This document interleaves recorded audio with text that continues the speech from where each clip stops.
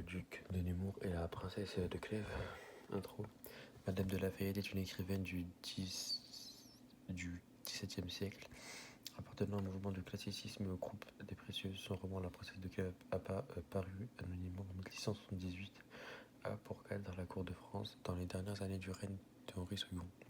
Le personnage éponyme évolue au sein de cette société. Le roman montre les efforts de la princesse pour lutter contre la passion qu'elle éprouve à l'égard du duc. Après la mort de son mari, elle persiste à le fuir. Le duc demande alors au vidame de Chartres de lui ménager une entrevue avec la femme qu'il aime. Le texte issu de cette ultime rencontre se constitue d'un dialogue entre les deux personnages, même si l'intervention du duc de Nemours reste réduite.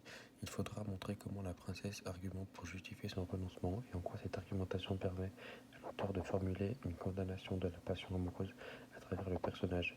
Dans sa première intervention, la princesse annonce sa décision de refuser toute relation avec le duc.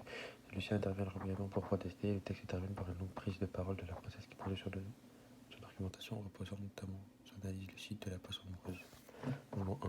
Donc, intervention de la princesse qui a pour but d'exprimer et de justifier son refus par une analyse lucide de la passion amoureuse. Ligne 1 à 16. Du coup, c'est. Il n'y a pas de mouvement, du coup, ça je vais le réviser. Il n'y a pas de bilan plutôt.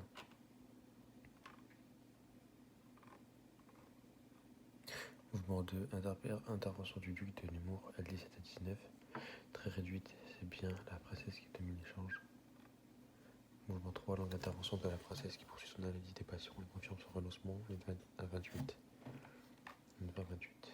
Conclusion, en définitive, la princesse de Clèves justifie ce renoncement en s'appuyant sur deux idées majeures. Une vision pessimiste de l'amour, passion qui selon elle ne peut être qu'éphémère, mais aussi la critique du duc, présenté comme l'archétype de l'homme galant, du séducteur. Elle associe donc l'amour au malheur, à la souffrance. C'est pourquoi elle entend rester maîtresse de sa destinée, refuse de devenir la victime d'une passion condamnée à disparaître avec le mariage. Par son renoncement sublime, la princesse de Clèves apparaît comme un modèle de vertu, contrairement aux autres héroïnes de Madame de Lafayette, la princesse de Montpensier et la comtesse de Tende.